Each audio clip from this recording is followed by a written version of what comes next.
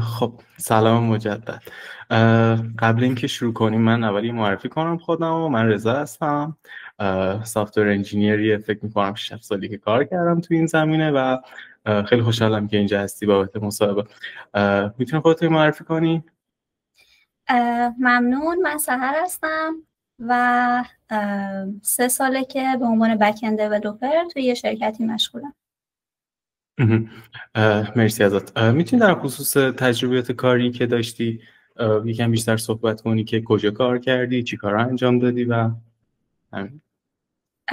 شروع کار من در واقع از همون 3 سال پیش بود. یعنی من از سال 1401 حدوداً بعد از اینکه دانشگاهم تموم شد فوری حالا یه کاری رو شروع کردم و چون یه مقدار آشنایی داشتم با PHP و یه کوچولو با لاراول تصمیم گرفتم که حالا تو همین حوزه فعالیت بکنم.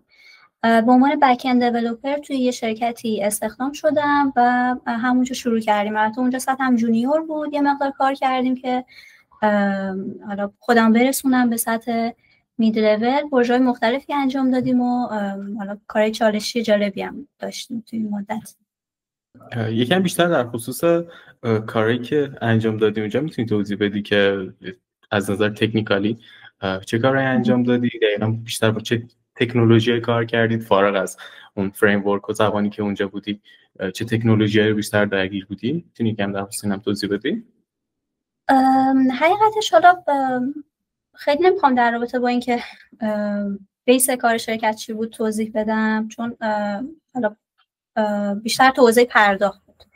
ولی آره کلیت کاری که انجام میدادیم هم پیاده سازی پروژه هامون کلا با در واقع PHP و لاراول بود، اما چون به صورت میکرو سرویس ما کار میکردیم، سرویس های مختلف کار میکردیم، اتصال ارتباطشون نیاز داشتیم که با رابیت MQ هم یه مقدار آشنایی داشته باشیم حداقل. و همینطور خب حالا مسائلی مثل این مثلا برای دیتابیس از MySQL استفاده میکردیم. این ابزارهایی که ما کار کردیم. مرسی ازت. توی رزومت در خصوص CI/CD نوشته بودی یه مقدار. دوست دارم بدونم که چه فلوهای CI/CD رو توی پروژه اخیری که کار کردید رو اعمال کردید و اینکه رول خودت این وسط چی بوده؟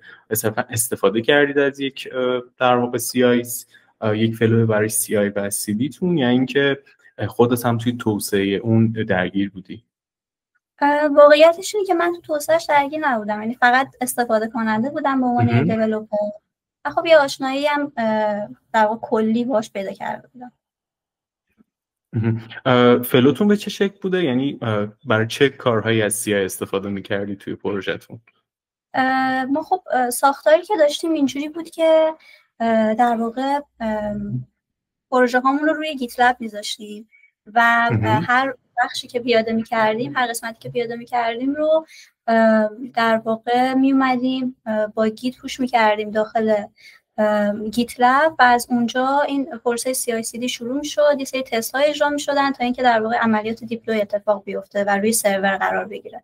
بعد از اونم حالا اگر البته کد ریویو قبلش اتفاق میافتاد و اگر حالا کد اوکی بودن مرج میکردن و بعد فرآیند دیپلوی اتفاق میافتاد و کدا میرفتن رو سرور. مرسی از توضیحاتت. یه چیزی که این وسط هستش توی پروژه‌ای که شما داشتید، پروژه طبق چیزی که حالا من توی رزومه دیدم و چیزی هم که خودت گفتی که پروژه اخیری که کار کردید در واقع پروژه پرداخت محور بوده، در حوزه مالی بوده احتمال زیاد. و حس میکنم که تو این حوزه حالا میتونی خیلی آدم دچار در واقع اون چالش فنی زیادی بشه توی این زمینه. به نظر حالا توی این زمینه توی پروژه‌ای که داشتید ترانزکشن ها توی دیتابیس چقدر برای شما استفاده شد توی این زمینه؟ دقیق نمیدونم منظورتون چیه، ولی خب بیشتر توضیح بدم. احتمالاً کم سوالم خیلی کلی بود تو این زمینه. بیشتر میخوام بدونم که تو این زمینه که حالا ما داریم وقتی که داریم با کار میکنیم احتمال زیاد خیلی برای ما اهمیت داره که داده هامون داده‌های با صحت بالایی باشن دیگه تا جای ممکن. من میخوام بدونم که آیا شما شده که فلوهای ترانزکشنال داشته باشید توی کارتون و اینکه از در واقع ترانزکشن ها توی دیتابیستون استفاده کنید؟ ما در واقع حالا کاری که اتفاقی که افتاد این بود که یک تیبلی داشتیم به اسم ترانزکشن و همه در واقع بخش‌های مختلفی که توی اون تراکنش رخ میداد روی استاتوس هم داشتیم. یه در واقع کالمن استاتوس داشتیم که این وضعیت رو هر بار چک می‌کردیم. ما هر اتفاقی که میافتاد توی یه تراکنش، هر مرحله که کاربر میرفت جلوتر، یه لحظه من وسط حرفتو قطع کنم که خیلی بیشتر دور نشیم از سوال. در واقع منظورم اینه که از اون ویژگی ترانزکشن ها توی دیتابیس، نه اینکه تراکنش های دیتابیسی، تراکنش های مالی رو کاری ندارم ها. منظورم اینه که اون ترانزکشن هایی که مثلا توی MySQL ما از ویژگی اسیدش میتونیم استفاده کنیم بابت یه سری ترانزکشن ها، بابت اینکه از ترانزکشن ها استفاده کنیم که داده هامون کنسیستنت باشن و همچین مسائلی. منظورم اینه که شما های رویه‌ای داشتید توی کارتون که نیاز باشه که از ترانزکشن های دیتابیس استراکچرالتون استفاده کرده باشید؟ در واقع حالا چیزی که من حالا از صحبتاتون متوجه شدم و چیزی که حالا توی لاراول داشتیم اینجوری بود که حالا یه بحثی که وجود داره DB ترانزکشن بود توی لاراول ما داریم که در واقع از اون استفاده می‌کردیم که اگر وسط کار ممکنه حالا مثلا اون تراکنش یا اون اتفاقی که می‌خوایم آپدیت اتفاق نیفته، اتفاق نمیافتاد یا یه مشکلی در واقع توی دیتابیس پیش میومد یا حالا دیتابیس قطع میشد، به هر حال هر اتفاقی که ممکن بود بیفته در واقع رول بک اتفاق بیفته. اینجوری بود که ترانزکشن بیگین میشه، کار اتفاق میفته، کامیت اتفاق میفته بعدش، و اگر این وسط قبل کامیت اتفاق مشکلی پیش بیاد عملیات رول بک شکل بگیره که دوباره همه چیز برگرده. دقیقا منظور من همین بود. حالا فرض کن که من یه آدمی هم که اونقدر آدم فنی نیستم و میخوای تو این پوینت از دیتابیس رو به من به صورت خیلی ساده توضیحش بدی با این مثال ترجیحاً ملموسی که بتونم توی فضایی درکش کنم. به نظر خودت چجوری اینو بیان میکنی؟ واقعیتش اینه که حالا ما توی تراکنش ها مثلا فرض کنید که اصلا تراکنش رو اینا رو اصلا میذاریم کنار، در مورد دیتابیس میخوایم صحبت بکنیم. توی بحث دیتابیس یه ساختار جدایی از برنامه هستش و ما بهش کانکت میشیم و در واقع وصل میشیم. توی کدمون بعضی وقت اتفاق میفته که تو وسط در واقع ارتباط با دیتابیس ممکنه این اتصال قطع بشه، حالا به هر دلیلی، یا حالا MySQL از کار بیفته یا اصلا این وسط ها کدمون دچار مشکل باشه یا هر دلیلی بالاخره اون کانکشن قطع بشه. این که یه بخشی از اطلاعات میره، مثلا فرض کنید من میخوام یه آپدیتی انجام بدم، یه بخشی از دیتابیس هم آپدیت بکنم، بعد در کنارش اتفاق دیگه هم بیفته، یه کار دیگه هم میخوام مثلا روی دیتا هم انجام بدم و همش با MySQL در ارتباطم و اون در واقع دیتابیس خودم در ارتباطم. فرض کنید من میخوام آپدیت انجام بدم، این آپدیت اتفاق میفته ولی این وسط یه قطعی شکل میگیره که من اتصالم به اون دیتابیس هم رو از دست میدم. در این صورت یه بخشی از دیتا آپدیت شده ولی ادامه کار شکل نمیگیره، اتفاق نمیفته و این خب توی بحث مالی خیلی مهمه دیگه. مثلا فرض کنید در واقع اون یه مبلغی کسر میشه از حالا کاربر ولی توی دیتابیس ذخیره نمیشه و خب بعدا مشکلات پیش میاد.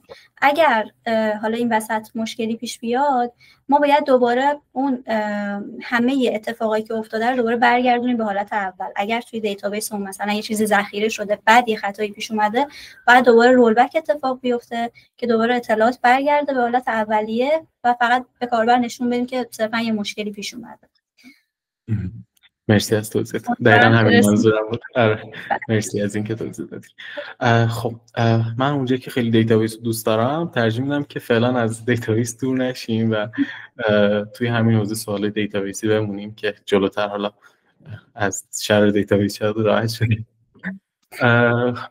توی رزومه در خصوص اینکه کوری اپتیمایزیشن هم انجام دادی یه سری حالا نکات رو من دیدم که نوشته بودیم.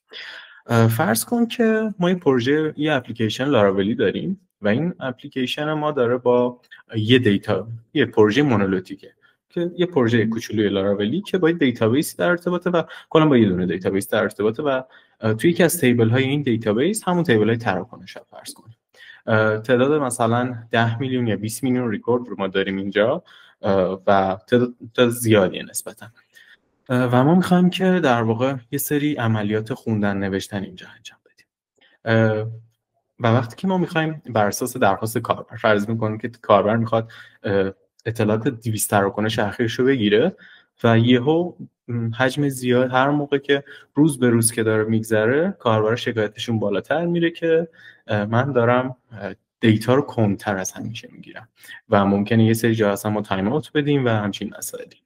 اول از همه دوست دارم بدونم که چجوری به این نتیجه میرسی که گلوگاهت اون مشکلی که داری سمت دیتابیسه و اینکه بعد اینکه فهمیدی چجوری میری سمتش و اینو درستش میکنی.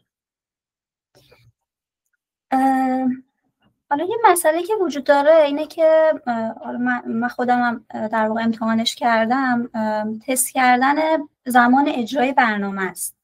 یعنی وقتی که برنامه اجرا میشد من یه تست میذاشتم بین اون بخشایی که حدس میزدم ممکنه زمان بر باشن اجراشون عملیاتش، یا یه تایمی میذاشتم که مشخص بشه بین چند خط از کد برنامه و اون جایی که در واقع زیاد از حد طولانی میشد با توجه به اون تایمه، با توجه به اون اختلاف زمانی میتونستم به دست بیارم. از این طریق میتونستم متوجه بشم که مثلا فلان خط از کدم که نوشتم دچار مشکله یا اینکه خیلی زمان بره یا باید اینو بهینش بکنم. در رابطه با دیتابیس هم در واقع قبل از هر چیزی ما سعی کردیم که دیتابیس خوب طراحی بکنیم، یعنی یه جوری تیبل‌ها رو طراحی بکنیم که مثلا ایندکس گذاری بکنیم. مثلا این بود که مشخص می‌کردیم که چقدر ممکنه یا سرچمون ممکنه مثلا رو کدوم قسمت کدوم کالم بیشتر اتفاق بیفته. آره مشخص میکنیم که رو چه قسمتایی باید ایندکس گذاری اتفاق بیفته و اینکه در واقع حالا خیلی هم نباید تعداد ایندکس ها رو زیاد بکنیم چون پرفورمنس کار میفته پایین و فقط روی اون ستون ها و کالمنایی که مهمه برامون و بیشتر سرچ اتفاق ممکنه سرچ در واقع اتفاق بیفته روی اونا ایندکس گذاری میکنیم و سعی میکنیم از این سمت هم سمت کد یه جوری برنامه ریزی بکنیم و یه جوری پیاده بکنیم که بتونیم بهترین عملکرد رو داشته باشیم. پس تو در واقع راه حل اولی که میدی اینه که ما ایندکس بذاریم و چجوری در واقع برای بحثمون پیدا کردن باتلنک ایده‌ای که دارم اینه که تایمینگ بذارم، یعنی مشخص بکنم اختلاف زمانی بین در واقع بخش‌های مختلف کدم رو تا اینکه متوجه بشم اون باتلنک دقیقاً کجاست. متوجه شدم. مرسی از توضیحات. فرض کن که حالا ما این وسط خب گفتیم که ایندکس قاعدتاً کمک میکنه بهمون. چجوری بفهمیم که اصلا باید روی چه کالمی ایندکس بذاریم؟ بر چه اساسی تو اینو تعیین میکنی؟ مثلا فرض کنید که من میخوام یه سرچی انجام بدم، اون سرچ هم بر اساس مثلا فون نامبر طرفه و توی اون تیبل خودم هم خب کالم فون رو دارم. معمولا میام بر این اساس ایندکس گذاری میکنم، یعنی فون رو به عنوان یه ایندکس در نظر میگیرم، یعنی با توجه به اینکه سرچم روی چی هستش اونو میام به عنوان ایندکس در نظر میگیرم. بر کوئری که داریم در واقع با اون نیازمندی که سمت کاربر هستش، فیلتری که میخوایم انجام بدیم ما ایندکسمون رو قرار بدیم. مرسی از توضیحات. خب حالا این ایندکسی که ما میذاریم به نظر تو کجاها میتونه برای ما چالشی بشه و اینکه کجاها یوزلس میشه؟ اصلا ما یه ایندکسی رو میذاریم بار دیتابیس زیادتر میشه دیگه، قاعدتا باید اون ایندکس هر بار یه پردازشی روش انجام بشه. به نظر خودت کجاها این ایندکس یوزلس میشه، اصلا هیچ استفاده ازش نمیشه؟ چیزی که حالا من چند جا خونده بودم اینطوری بود که اگر تعداد ایندکس هامون زیاد باشه این ممکنه که مشکل ایجاد بشه. یعنی عوض اینکه سرعت کار رو ببریم بالاتر، داریم پرفورمنس رو میاریم پایین‌تر. این چیزی که من مطالعه کردم، چون خود ایندکس هم در واقع اینجوریه که حالا توی مای اسکیول اینجوری بود که انگار که اون پشت هم داره یه آپریشنی انجام میشه دیگه، انگار که داره یه کپی از اون دیتاها توی جای دیگه ذخیره میشه، اون از اون کالمنایی که دیتای اون کالمنی که ما در نظر میگیریم. چه موقع این اتفاق میفته؟ وقتی تعداد ایندکسامون خیلی بیشتر از آره میدونم اینو. منظورم اینه که چه موقع این اتفاق میفته که اون پشت صحنه یه سری تغییرات رو ایندکس ها رخ بده. در واقع ایندکس ها، منظورم اینه که ما وقتی داریم یک تری رو یک درخت رو برای ایندکس هامون طراحی می‌کنیم، مواقعی که دیتامون داره آپدیت میشه یا اینسرت میشه، در هر موقع هر رایتی داریم روی دیتابیسمون در واقع این اتفاق رخ میده و هر چقدر ما ایندکس بیشتری داشته باشیم شاید سرعت ریدمون بالاتر بره، اما از اون سمت سرعت رایتمون نسبتاً کم شه. بله درسته. مرسی از توضیحاتت. حالا از ایندکس خیلی دور نشیم. فرض کن که تو الان به این نتیجه رسیدی که من میخوام یه دونه ایندکس رو بذارم روی کالمن X مثلا و 20 میلیون دیتا دارم الان روی دیتابیسم. منطقیه که من همین الان سریع برم توی دیتابیسم یه کوری بنویسم که یه ایندکسی در واقع برام کالمن بساز و همین الان اجراش کنم. خود توی چه شرایطی این کار رو انجام میدی و اینکه به نظرت چه داونسایدی داره این قضیه؟ من فکر می‌کنم بستگی به مدل حالا مسئله‌ای داره که داریم روش کار می‌کنیم دیگه. حالا یه چالشی که من باش مواجه شده بودم و اصلا بحث سر ایندکس هم نبود، یه سری دیتای خیلی زیادی داشتیم ما توی یک پروژه‌ای و این دیتاها رو باید ما خارجشون میکردیم، بررسیشون میکردیم و باید روشون یه سری تحلیل انجام میدادیم. یعنی حالا مثلا دیتاهامون مثلا بر اساس فرض کنیم بر اساس دقیقه بوده و ما باید دیتاهای یک روز رو مثلا خارج میکردیم و روی اون اوریج میگرفتیم و یه سری محاسبات انجام میدادیم و بعد به کاربر نمایش میدادیم. این خیلی زمان بر بود چون حجم دیتامون زیاد بود. کاری که ما کردیم مثلا حالا بماند که یه سری دیتاهای مشخص رو ایندکس گذاشتیم روشون، ولی تصمیمی که گرفتیم این بود که توی بک‌گراند محاسبات رو ببریم اونجا انجام بدیم و یه تیبل بذاریم برای اینکه خروجی محاسباتمون رو توی اون تیبل بریزیم و در نتیجه دیتا رو بخوایم از اون تیبل جدیده بگیریم. اینجوری باعث شد حجم محاسبات ما بیاد پایین و کار راحت‌تر باشه. در واقع میخوام بگم خورده چیز شدیم، یه خورده دور شدیم از قضیه. آره.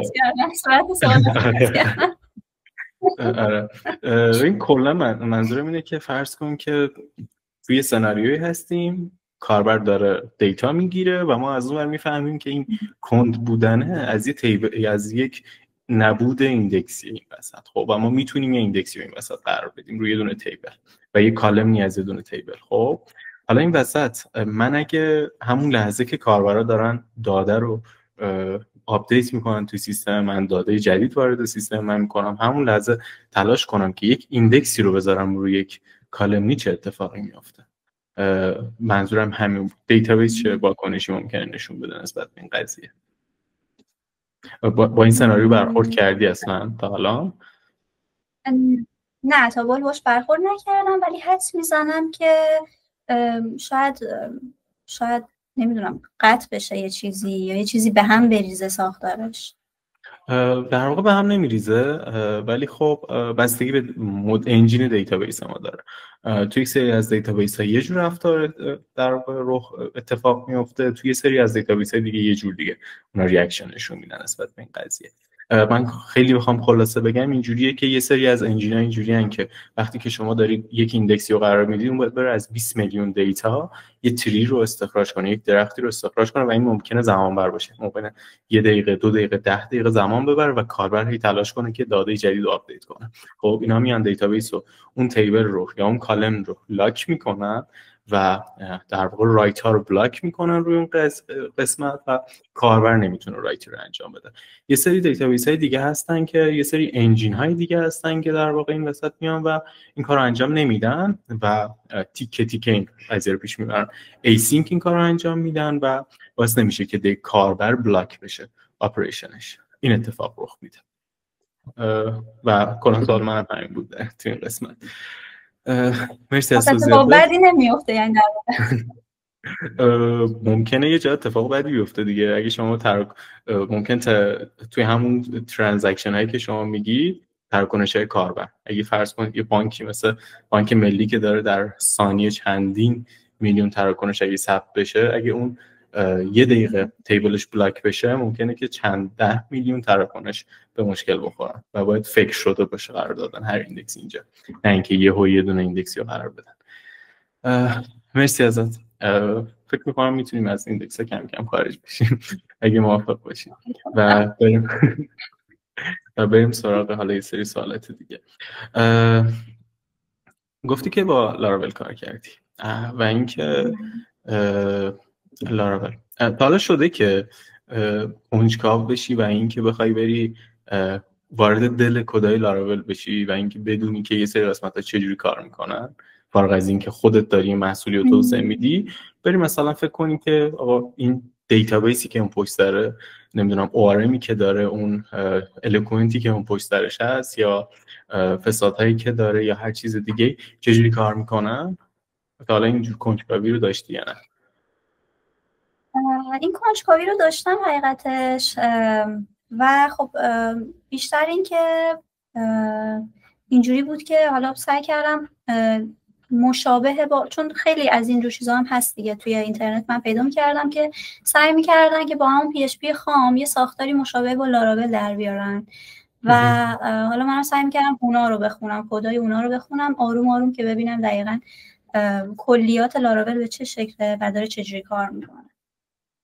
هیچ وقت کنجکاو نشدی که بری ببینی که مثلا دیتابیس چجوری داره کار میکنه؟ چون پیچیده است دیگه. اگه بخوام واقعیتش رو بگم، آره پیچیدگی پشتش تو خود لاراول، تو خود فریم ورک لاراول خیلی زیاده. کنجکاو بودی ولی خب سمتش نرفتی به خاطر اون ترسی که داشتی. اوکی متوجه شدم.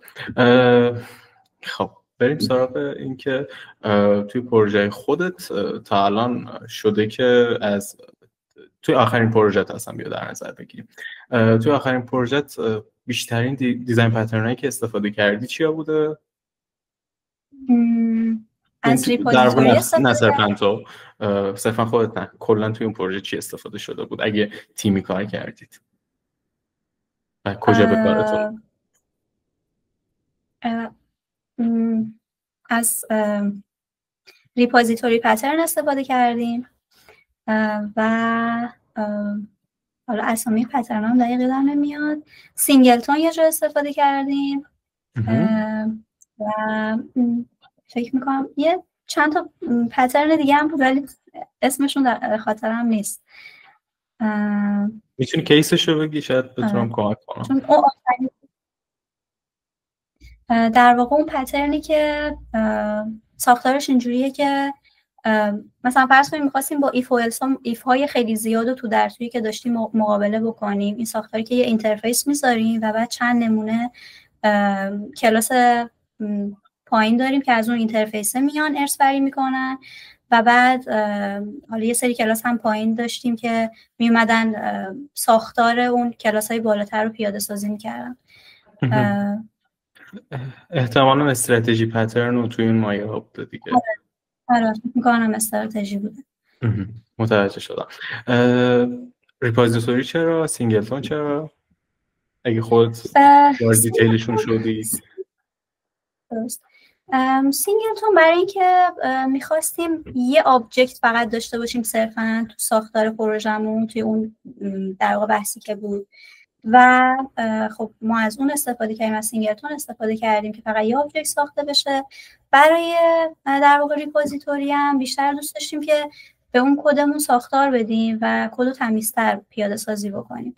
اینجوری بود که حالا از ریپوزیتوری و لایه‌هایی مثل حالا مثلا سرویس ها استفاده کردیم حالا یه بحثی هم هستین که میگن به جای ریپوزیتوری اصلا میتونید شما مثلا متدها یا ساختارتون داخل خود مدل ها بنویسید که در اون مشابه ریپوزیتوری ها هستن، ولی واقعیتش اینه که ما یه بیس ریپوزیتوری در نظر گرفتیم و به ازای حالا اون ساختار یا چیزی که میخواستیم پیاده بکنیم اومدیم در واقع ارث‌بری به ازای هر کدوم از کلاسایی که داشتیم گفتیم که ارث‌بری بکنه از اون بیس ریپوزیتوری، چون متدای تکراری زیاد داشتیم که باید پیادهشون میکردیم و استفاده میکردیم ازش.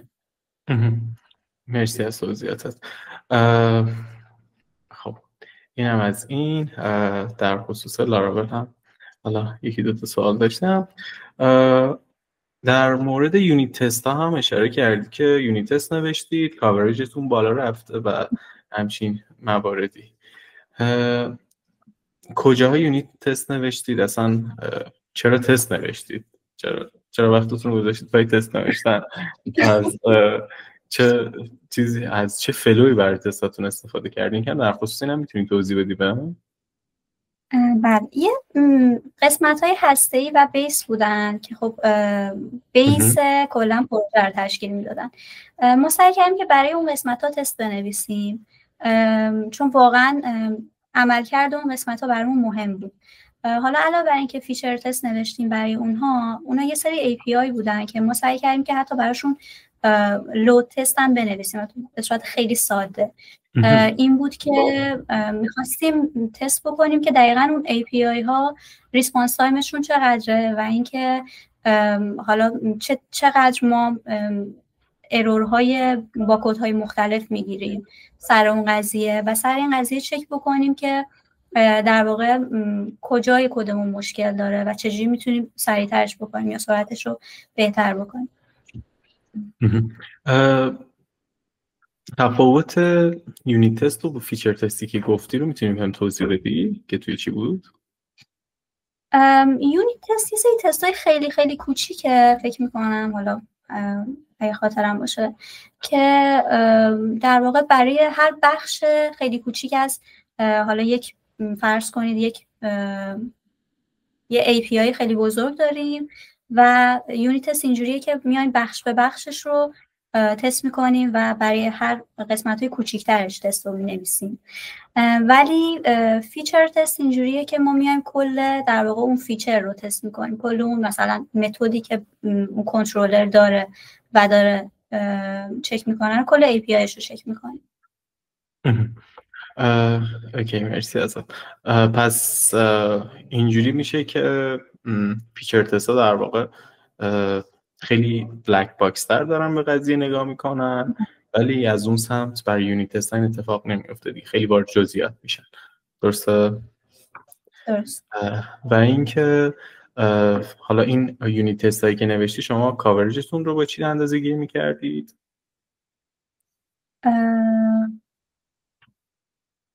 با چیز خاصی اندازه نگرفتم.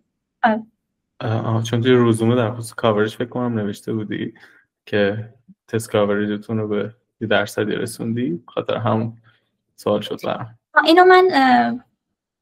اینو من خودم مقایسه میکردم، این چیزی که تو ذهنم بود چون ورژن های مختلف رو نوشته بودیم از اون API، ورژن قبلی رو با این ورژن جدیدم مقایسه کردم و یه همچین عددی رو احساس کردم که فکر میکنم این چیزی که تو ذهنم بود در واقع در آوردم.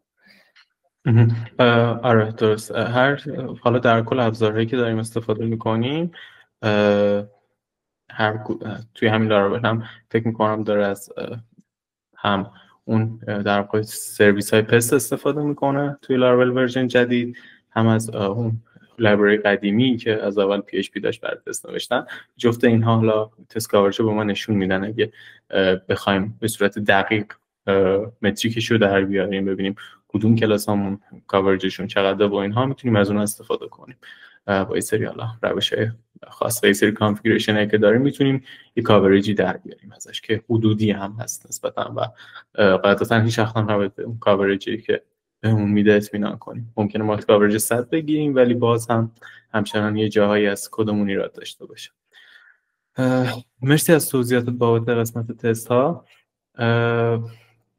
خب بریم سراغ قسمت ارتباطی پروژهاتون. گفتی که با پروژه یک کار کردی از مایکرو سرویس ها استفاده می کردید و در واقع ساختارتون ساختار مایکرو سرویسی بوده. ارتباط بین سرویساتون به چه شکل بود؟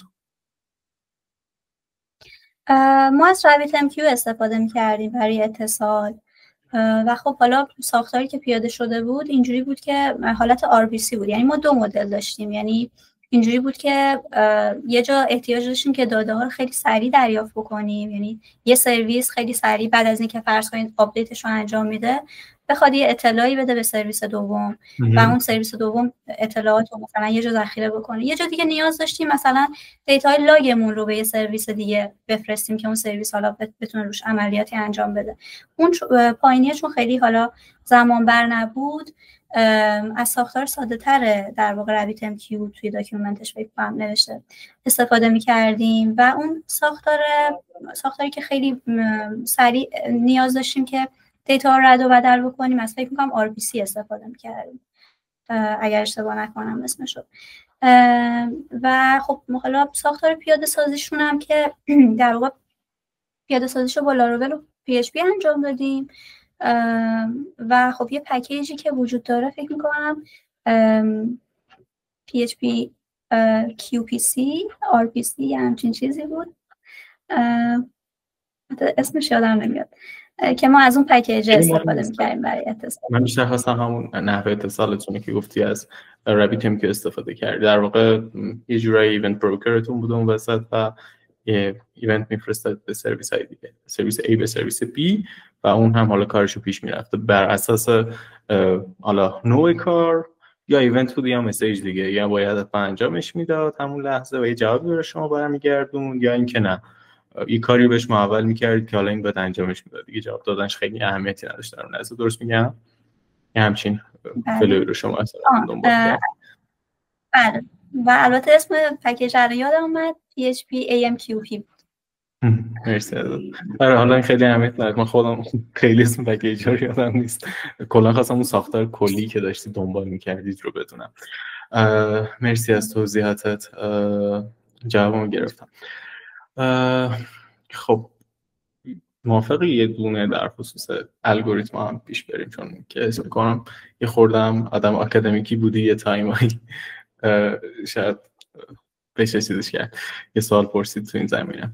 فرض کن که ما میخوایم که یک فیبوناچی رو در نظر بگیر، همون الگوریتم فیبوناچی رو در نظر بگیر.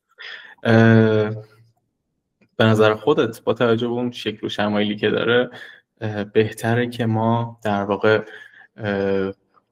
از کدوم روش این الگوریتم رو پیاده سازی کنیم به سریع‌تر جواب میگیریم؟ در واقع بازگشتی این کار رو انجام بدیم یا اینکه نه همون رویه‌ای که همیشه داشتیم؟ الگوریتم فیبوناچی فکر میکنم که حالا چیزی که یادمه اینه که همیشه بازگشتی پیاده میکردیم. یعنی یه رویه‌ای داشت و احساس میکنم که دقیق از الگوریتم خیلی یادم نمیاد چیزی که ولی خونده بودیم اینجوری بود که فکر میکنم بازگشتی اون رو پیاده میکردیم.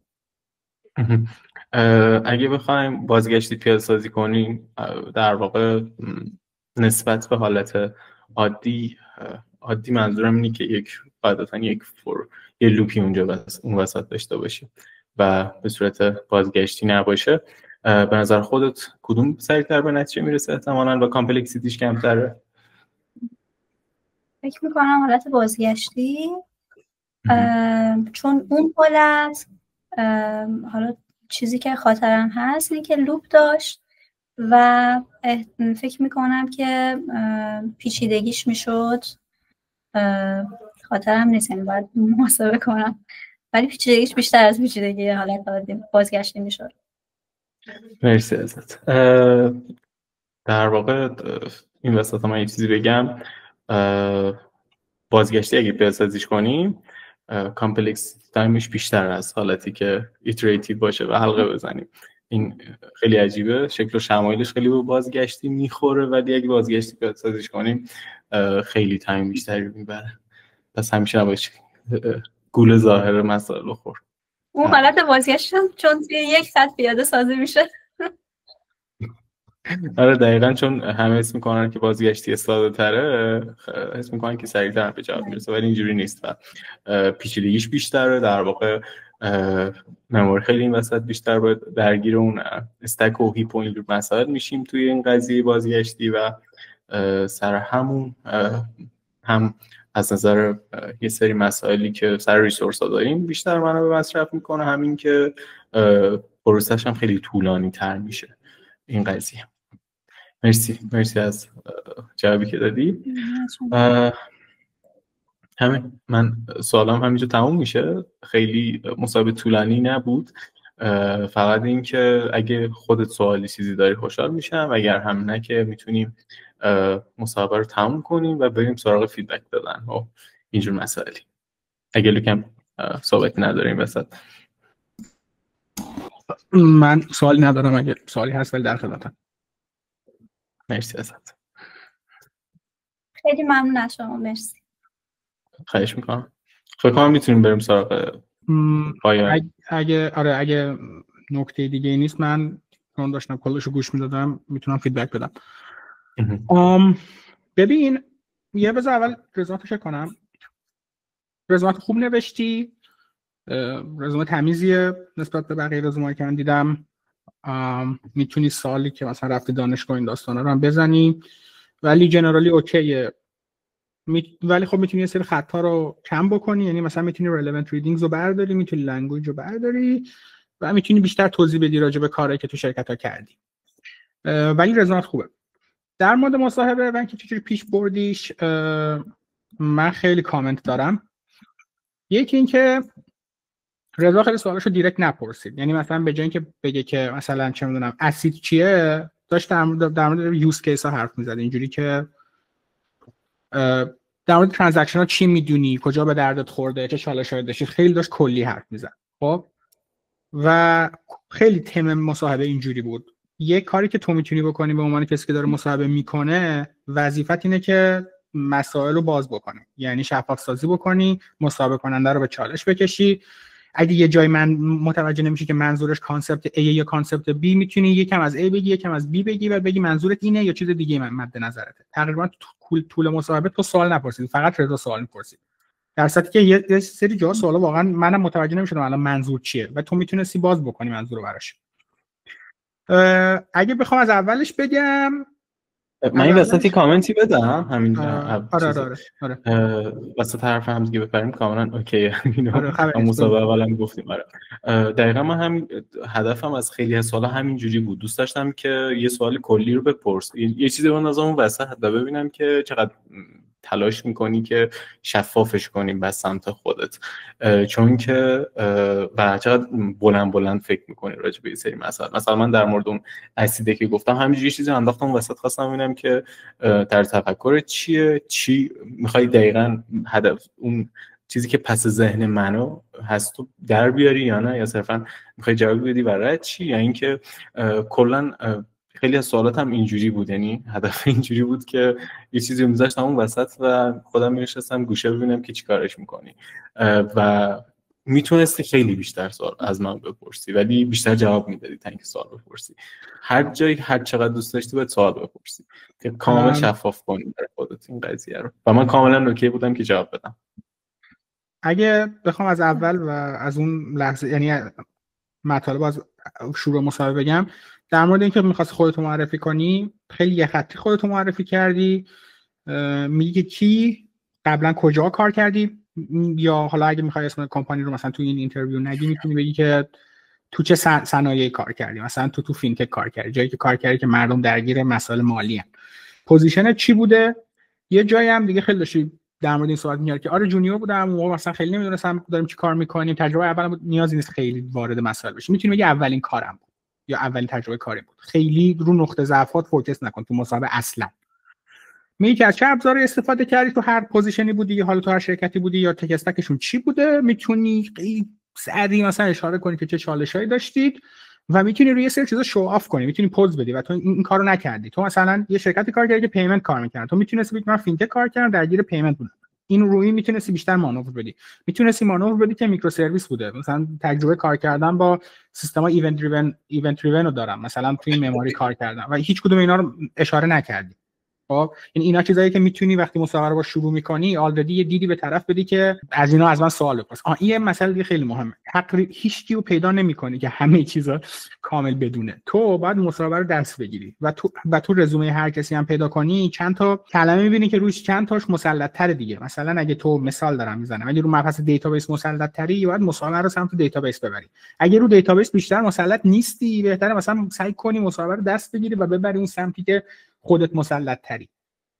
در مورد دیتابیس سوال ترانزکشن ها رو خیلی وقتا میگم سوال گنگه و سریع باید متوجه بشی در مورد چی داره صحبت میشه. چیزایی که باید اشاره می‌کردی این که آقا مثلا چه چالشایی داشتید تو بحث دیتابیس و دیتای مالی.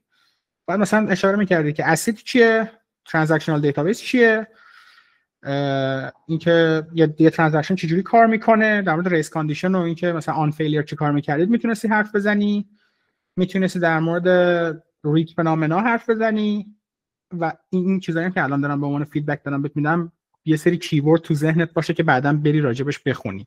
آیسولیشن لول ها چیه؟ بخوام واسه مثال بزنم، تو یه تغییر رو دیتابیس میدی و یه اتفاقی میفته و تغییر رو رول بک میکنی یا کامیتش نمیکنی. خب تو این فاصله که این تغییر رو دیتابیس دادی، آیا اگه یه ترانزکشن دیگه یه جایی بخواد دیتا رو بخونه اون ولیویی که تو تغییر دادی رو میخونه یا نه؟ اگه این ولیو رو میخونه که تغییر دادی و اشتباه هم تغییر دادی، تو الان درتی رید داری.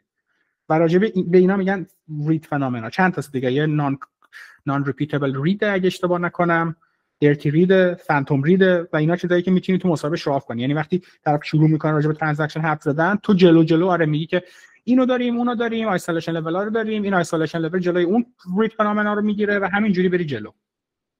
اوکی و طرف اینجوری که اوکی این یارو میدونه داره راجع به چی حرف میزنه و بک آف میکنه. تو اگه همون لحظه دیتابیس فرم بشی و هی بری جلو، at some point دیگه یا حالا اون انقدر سوال میپرسه که ببینه چقدر بلدی، یا کلا میگه که اوکی طرف در مورد دیتابیس میدونه، بیا مثلا در مورد اسکیلینگ حرف بزنه. در مورد دیتابیس پرسیستنسی میتونستی بگی آقا مثلا دیتابیس فکر کن کانتینر دیتابیس داری کرش میکنه وسط یه کوئری. خب بعد چی میشه که وقتی کانتینر میاد بالا دوباره کار میکنه، چه جوری کار میکنه؟ مثلا یه کانسپتی هست اسمه WAL Write Ahead Log. آره مثلا میتونست بگی Write Ahead Log مثلا چجوری کار میکنه. در مورد این ایندکسینگ بیشتر میتونستی بگی مثلا B-3 چیه، B+3 چیه، دیتا استراکچر زیر ایندکسینگ چیه، چرا ایندکسینگ هزینه بره. راجع به این هزینه بر بودن خیلی حرف زد، جفتتون حرف زدید ولی هیچ کی right to the point نگفته. آره این مشکلشه کجا. مثلا یه جای رضا گفت 20 میلیون دیتا دارید، تو مثلا میتونستی راجع به شاردینگ، پارتیشنینگ، اینکه چجوری اسکیلینگ رو محور چی هم افقی، آره اسکیلینگ افقی، راجع به این چیزا میتونستی حرف بزنی. بعد مثلا رو دیتای مالی میتونستی راجع به مثلا چالشاتون اگه مثلا اسکیلینگ داشتین راجع به اینکه راجع به ایونچوال کانسیستنسی میتونستی حرف بزنی، راجع به تایپ های مختلف اسکن میتونستی حرف بزنی، خیلی میتونستی راجع به دیتابیس حرف بزنی. خب و رضا هم خیلی میتونست همینجوری ازت سوال بپرسه، مثلا بگی که سیکوئنشال اسکن چیه، بیت مپ اسکن چیه، بعد تو همه رو بگی نمیدونم. ولی خیلی اینجوری بودش که خودت باید باز می‌کردی مسائل. پس تا الان راجع به آره من دنبال خیلی از این کیوردهایی که گفت بودم توی صحبت‌ها. پس البته این نوت رو برات خصوصی میفرستم. پس تا اینجا راجع به آیسولیشن لول ها بخون، راجع به ریت فنومنا بخون، راجع به دیتا پرسیستنسی بخون، راجع به ایندکسینگ بیشتر بخون که چجوری کار میکنه، اون چجوری کار میکنه، دقیقاً بدونی که کی ایندکس کنی، چی رو ایندکس کنی، چرا هزینه بره. راجع به اسکیلینگ دیتابیس بخون و راجع به تایپ های مختلف اسکن کردن رو دیتابیس و اسید. چند تا نکته کلی‌تر این که تو مثلا رضا سوالی رو میپرسه، تو در اون لحظه مطمئن نیستی چی میخوای بگی، مثلا بهت میگه که یه مثال بزن. تو وقتی میخوای مثال بزنی که کسی در لحظه با مثال حفظ نمیاد تو مسابقه، خب تو میتونی بگی که بذار فکر کنم و این کاری که نکردی کلا میتونی بگی که بذار 2 دقیقه فکر کنم، ولی همون لحظه شروع کردی صحبت کردن و همینجوری که داری صحبت میکنی داری به این فکر میکنی که مثال رو آماده کنی.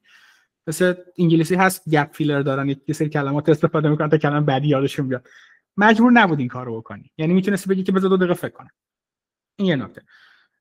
دیگه چی نوشتم که آقا مصاحبه کننده رو به چالش بکش. راجع به مثلا لاراول بک‌گراند رضا گفتش که آره میدونیم پشت مثلا لاراول چجوری کار میکنه، تو مثلا میتونستی بگی که آره خوندم اینا رو خوندم. اگه مسئله دیگه ای تو ذهنته بگو که با دیتیل راجبش حرف بزنیم. تو میتونستی اینجا به چالش بکشی بگی که در مورد چی میخوای صحبت کنی، بگو اگه بلد باشم بهت میگم. ببین چی بهت میگم و در واقع توپو بندازی تو زمین اون. این کار نکردی.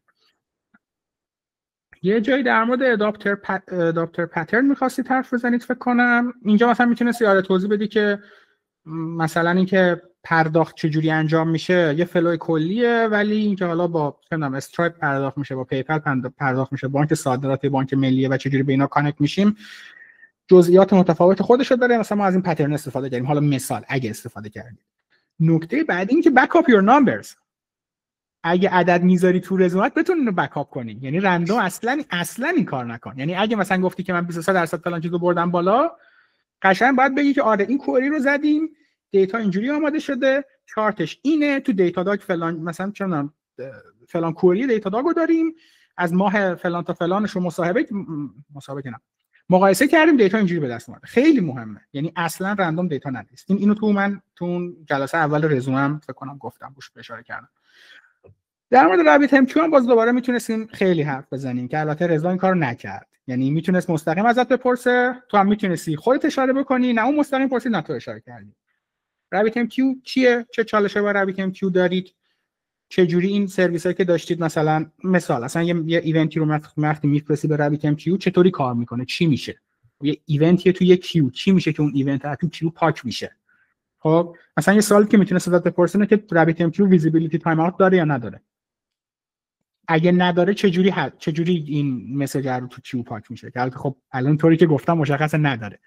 مسیج دید اپلیکیشن رو چجوری هندل میکنید؟ راجع به مثلا پترن‌های مختلف ایونت دریون میتونستی حرف بزنی. آقا فن اوت اکسچنج چیه؟ مثلا اکسچنج تو رابیت ام کیو چیه؟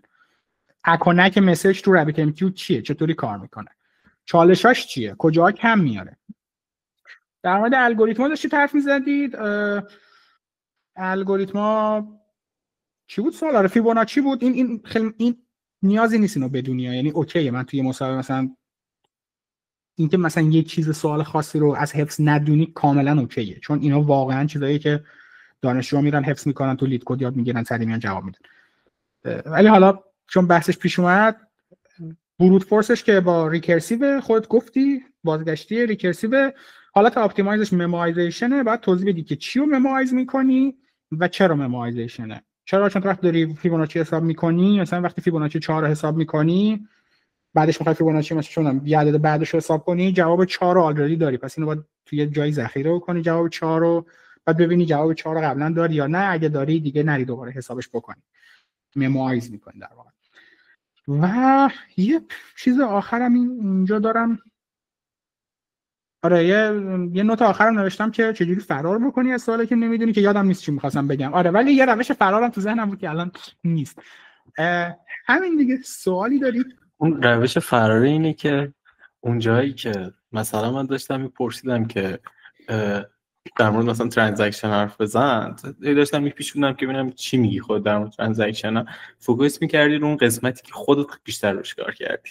یهو مثلا یه کیوردی میگفتی روی ترانزکشن، چه میدونم مثلا کانسیستنسی رو میگفتی، خب اونو میگفتی من و اگه دانش داشتی من قطعا میرفتم سمت کانسیستنسی و اونجا من احتمالا این وسط اینجوری بودم که خب اوکی این همه رو بلده دیگه در این زمینه و میرفتم سعی میکردم موضوع رو عوض کنم و تو نباید میذاشتی.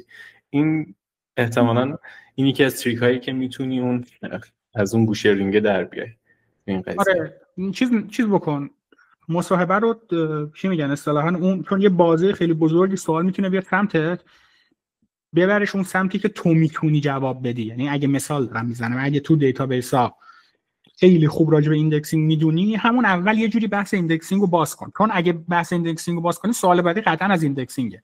ولی اگه یهو بیا یه کلمه بگی که آره ایونچوال کانسیستنسی فلان، خب بحث میره بحث کلا اسکیلینگ، بعد اونجا دوباره چالش خودش داره. اگه ای و بیشتر از بی بلدی، سر کن مصاحبه رو ببری سمت ای. یاپ 50% سوالات هم در لحظه تولید میشن توی مسابقه. واقعا بر اساس حرفی که میزنی یه سوال در میاد. ممکنه 10 تا سوال نوشته باشه ولی بر اساس حرفی که تو زدی 4 تاشو بپرسه ازت طرف.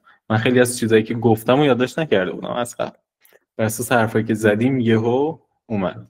و اینکه آره اون بکاپ خیلی نکته مهمی بود، اعدادا رو حواست باشه توی رزومت. چون من دقیقا داشتم چک میکردم و اونجایی که خواستم اصلا تمام سوالاتم از روی رزومت بود دیگه. گفتم خب مثلا من 20 تا مصاحبه رفتم برای مید لول و سنیور و جونیور و لاراول تا الان توی مثلا 6 7 سال. این سوالا رو از من پرسیدن، این کیوردا توی رزومه مثلا سر هم هست. خب من میتونم اینا رو بپرسم، پس به خاطر همون اون کیوردایی که تو رزومت میاری و خیلی حواست باشه که چون بدون قطعا از اون ازت میپرسن. و خیلی هم وارد دیتیل نشو، مثلا اونجایی که پکیج رو گفتی اصلا پکیج برای من آره اینو من اصلا پکیج اصلا من اصلا پکیج رو استفاده نکرده بودم تا الان. پکیجی که تو داشتی بود و هی داشتی از من می‌پرسیدی که این پکیج چیه، من گفتم پکیج چی؟ من از این پکیج استفاده نکردم که بخوام اسمشو بدونم. آره خودت تو نقطه ضعف خودت مانور نده اصلا، رد شو سری. آره خیلی از نکاتی که من داری ادامه داره ببخشید. آره خیلی از نکاتی که گفتی من خواستم بگم که حالا در خصوصش صحبت کرد، ولی اونجایی که داشتی در مورد دیباگ حرف می‌زدی من انتظار داشتم ازت که یه ترد پارتی رو بگی، یه چیزی بگی که ما اینجا داشتیم تریس می‌کردیم باهاش یا لاگ می‌زدیم حداقل، یا یه عددی به ما میداد، مثلا چه می‌دونم دیتا داگ، چه می‌دونم یه سیستمی که میفهمیدیم که توش داره چه اتفاقی میفته. اصلا ببینم که با همچین سیستمی کار کردی یا نه، که حتی اگه کارم کرده بودی من دیگه به این نشستم که خب اوکی احتمالاً کار نکردی که داره بحثی نمیکنه و صرفا دیباگشون دیباگ اولد استایلیه که ما بریم توی کد یه دیباگ پوینت بذاریم، یه چک پوینتی بذاریم، به اونجا برسیم ببینیم چقدر طول میکشه بعد بره بعدی. من تولز اصلا بشنوم اینجا خیلی. آره من روی این کامنت دارم، اینو یادم رفت تایپ کنم. آره این سوالی که در واقع رضا پرسید که آقا چه جوری هندل می‌کنید این قضیه رو، چند تا راه حل داره. ببین تو یا رضا گفت ثرد پارتی، حالا اینکه چه ثرد پارتی با خودت، من مثلا یه دونش میدونم دیتا داگ مثلا APM و تریسیز. آره APM دیتا داگ. آره مثلا APM دیتا داگ چه جوری کار کنه. یکی دیگه اینه که آقا مثلا تو میتونستی حتی اینو بگی، میتونستی نیازی نداره اسم ثرد پارتی بگی. آره من میدونم فلان API هم کنده، کدشو دیدم، کد که اوکیه، حدس میزدم مشکل دیتابیس باشه، کوئری رو مثلا آنالیز کردم. آره تو دیتابیس میتونی بگی آقا این هزینه این کوئری چقدره، بعد متوجه شدم کوئری است، بعد متوجه شدم فلان جا ایندکس ندادیم مثلا ایندکس اضافه کردیم، یا اینکه کوئری رو مثلا عوض کردیم از A کردیم B و چرا این کار کردیم. آره منم دقیقا همین چیزو خواستم بشنوم، ولی چون اونجا وقتی این سوال ازت میپرسن دیگه میدونن که کد ایراد نداره. من قبلش گفتم 20 میلیون دیتا داریم پس قطعا دیتابیسیه، اما اولم گفتم که مستقیم برو سمت دیتابیس، ولی چجوری میفهمی دیتابیس اصلا اگه ندونی، هیچ دیدی نداشته باشی نسبت بهش.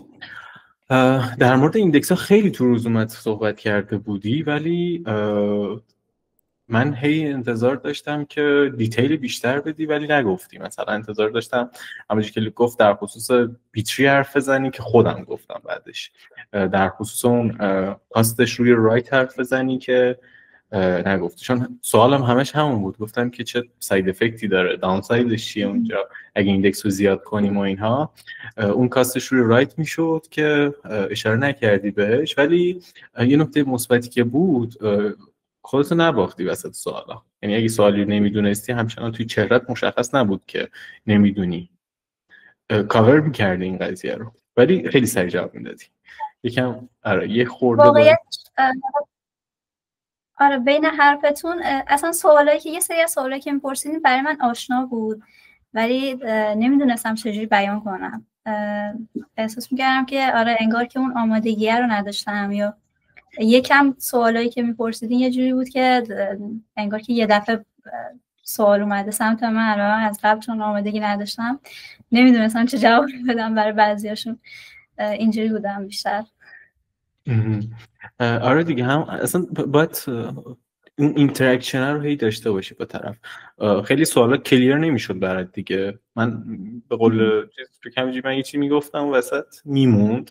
بعد دوست داشتم که خودت سوال بپرسی که چه خبره، مثلا اینی که میگی واقعا داری کدوم قسمت رو اشاره میکنی. من همینجوری یه دونه سوال کلی میگفتم و میرفتم بعد ببینم که چی میشه. ولی چون خیلی براشون مهمه همون لایف کدینگ، نمیدونم مال مصاحبه شهرزاد دیدی یا نه، اون لایف کدینگ خیلی ما هی تلاش میکردیم که شفافترش کنه برای خود، شفافترش کنه و ببینیم که اون بلند فکر کردنی که داره چه پوینتی میتونه بگیره ازش، چقدر میتونه بلند فکر کنه راجع به یه مسئله. چون توی مثلا توی تیمی هستی یه چالش پیش میاد، همون لحظه باید یه سری فیدبک ها رو بدی دیگه که از راه حل تو بپذیرن یا نه.